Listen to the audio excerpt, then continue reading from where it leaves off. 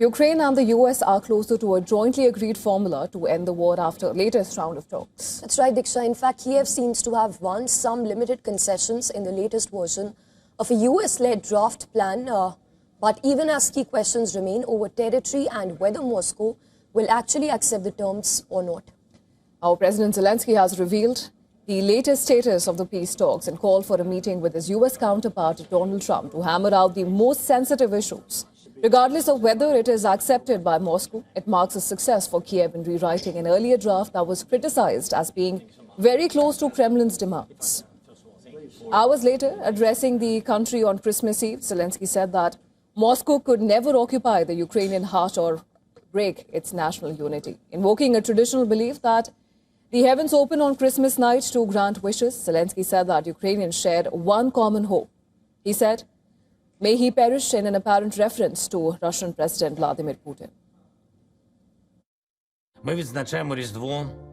Today we all share one dream, and we make one wish together. May he perish. Each of us may think privately. But when we turn to God, of course, we ask for more. We ask for peace for Ukraine. We fight for it, and we pray for it. Ukrainian president has condemned Russian attacks leading to the holidays as godless strikes devoid of anything human or even Christian. In the latest attack on December 23rd, at least 3 people were killed and 12 others were injured. The assault involved at least 635 Russian drones and 38 missiles. It targeted Ukraine's energy infrastructure, leaving several parts of Ukraine almost completely without electricity. On the eve before Christmas, the Russians once again showed who they really are. Massive shelling, hundreds of Shahed drones, ballistic missiles, Kinjal missiles. Everything was used. This is how godless people strike. This is what those who have absolutely nothing in common with Christianity or with anything human do. But we are holding on. We support one another. And today, we pray for everyone on the front line to return alive, for everyone in captivity to come home. In Odessa, a Russian attack on port infrastructure has sparked a vegetable oil leak.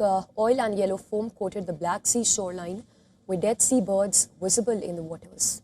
The latest version of a plan to end the Russian invasion would freeze the front line, but still pave the way for Ukrainian withdrawals and the creation of demilitarized zones. The Ukrainian president said that he's ready to pull his troops back from areas of the eastern Donetsk region, still under Kiev's control, and turn the areas into a demilitarized zone.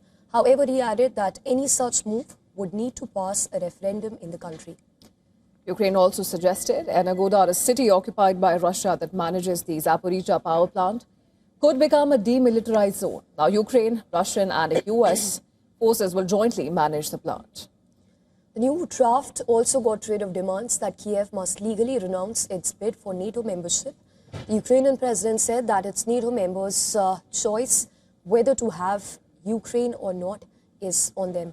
Furthermore, he even went on to say that Ukraine would hold presidential elections, that is, only after an agreement is signed. Moscow has repeatedly said that NATO membership for Ukraine is unacceptable. Kremlin spokesperson Dmitry Peskov has said that Russia is reviewing the plan. Measure that no one wants